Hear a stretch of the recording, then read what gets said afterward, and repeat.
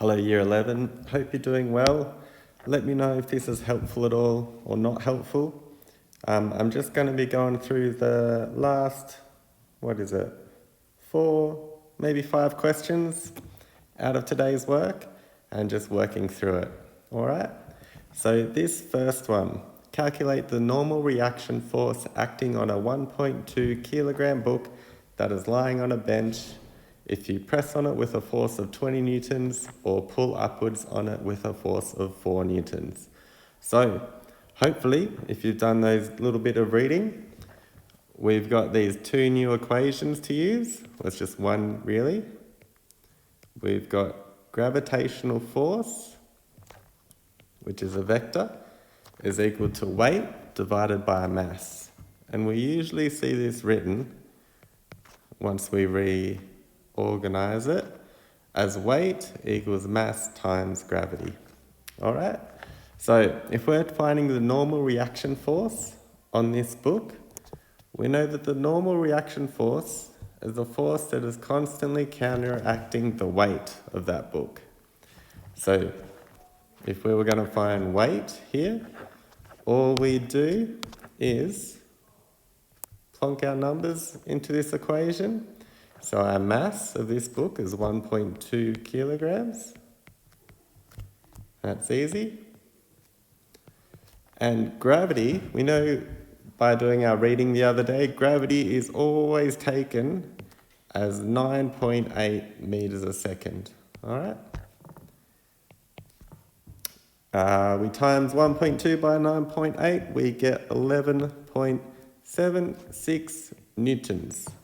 So that means there's 11.76 newtons pulling down, and our normal reaction force is moving upwards at 11.76 newtons as well.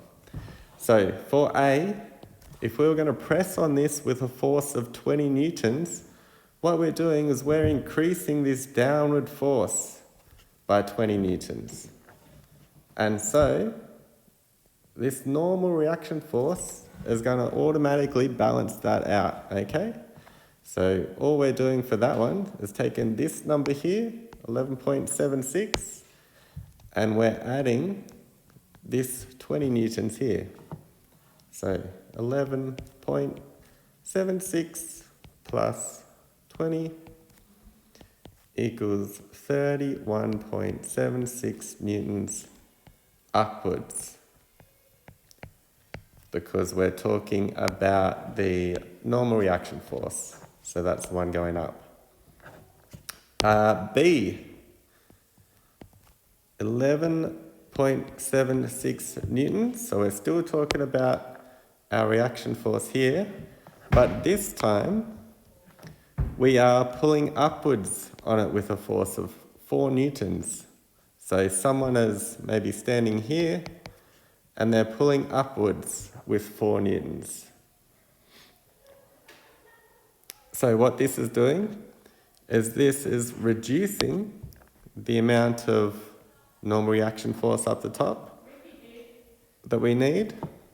So we're minusing it from that. So minus 4 equals 7.76 newtons. All right?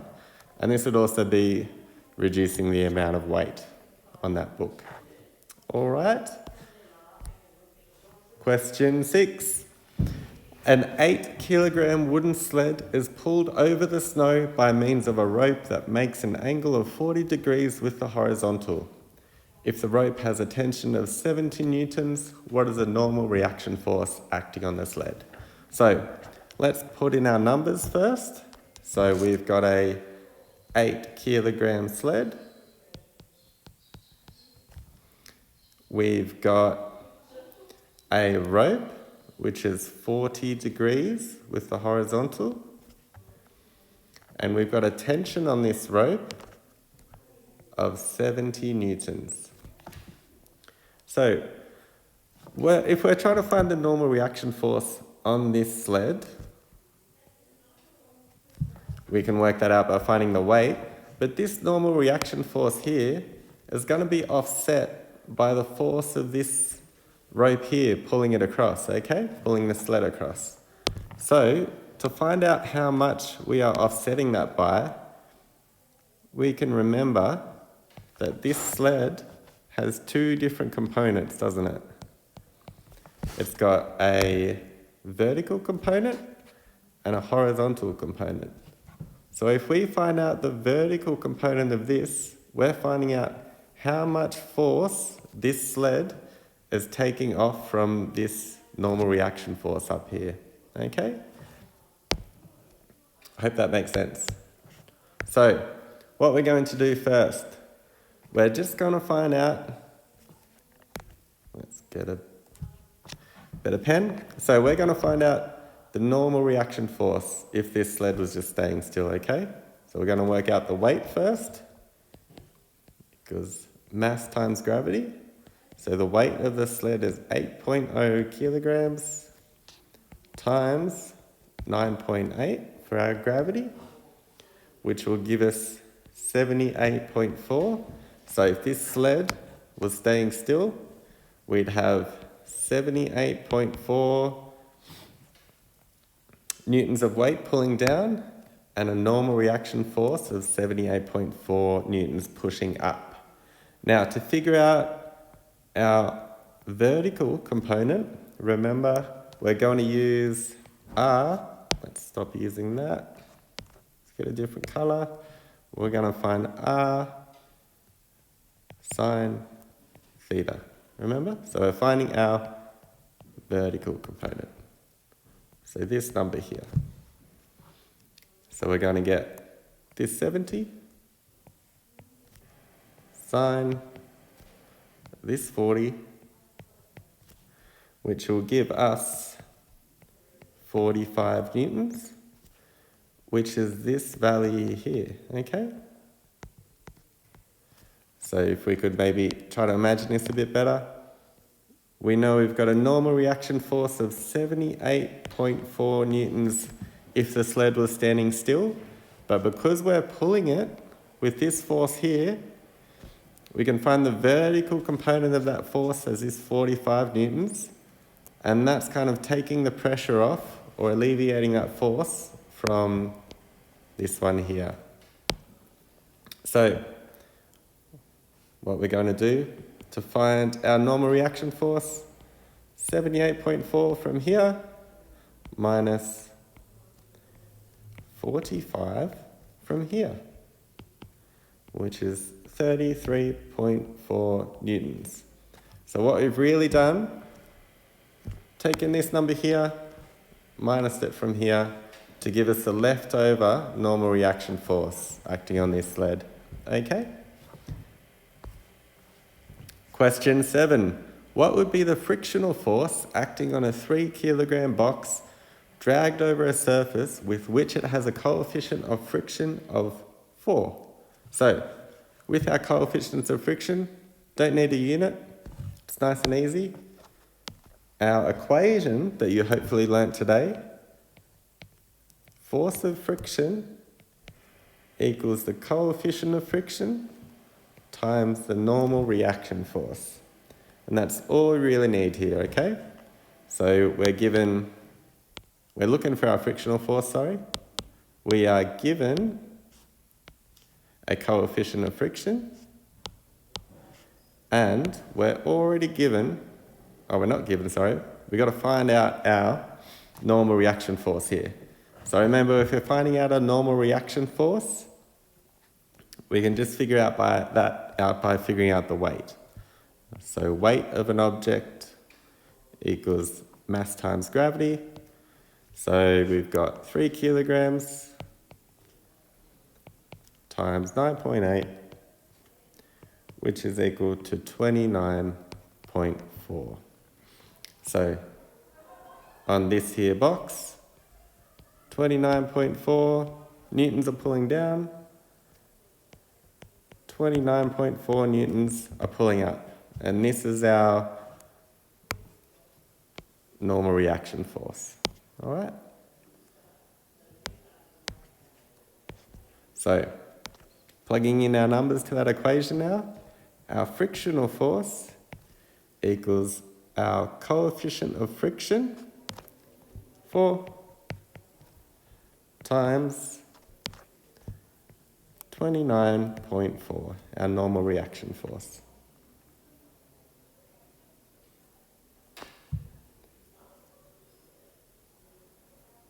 Sorry, I've just realized this should be 0.4. So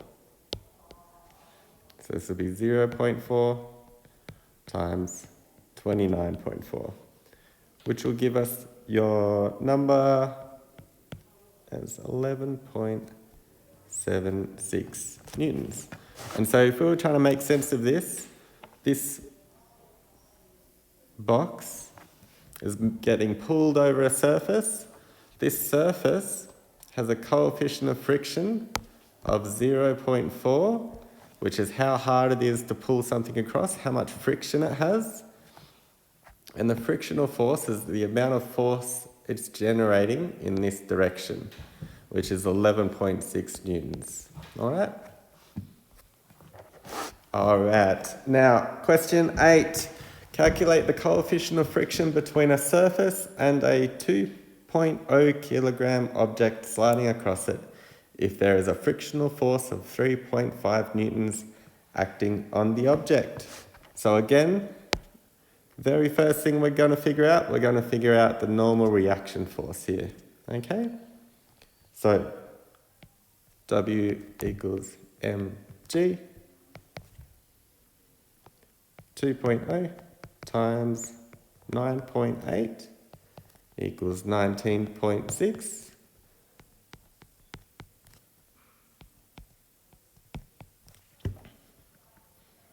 Now what we've got to do, figure out the coefficient of friction. So going back to our next equation from today, frictional force equals our coefficient of friction times our normal reaction force. So we know our frictional force this time here, it's 3.5, equals our coefficient of friction times our normal reaction force. Okay? So if we were going to readjust this equation to get our coefficient of friction by itself, we'd go coefficient of friction equals 3.5 over 19.6, which would give us 0.18. And we don't need any units for this one. So again, our coefficient of friction, how hard it is, or how much friction there is in this surface for the object to move across. Frictional force, how much force is being pulled or being given to the equation from force. And our normal reaction force, this one here. Okay? All right, last one. A 12 kilogram pram is being pulled over a footpath with a force of 130 newtons by means of a handle that makes an angle of 25 degrees with the horizontal.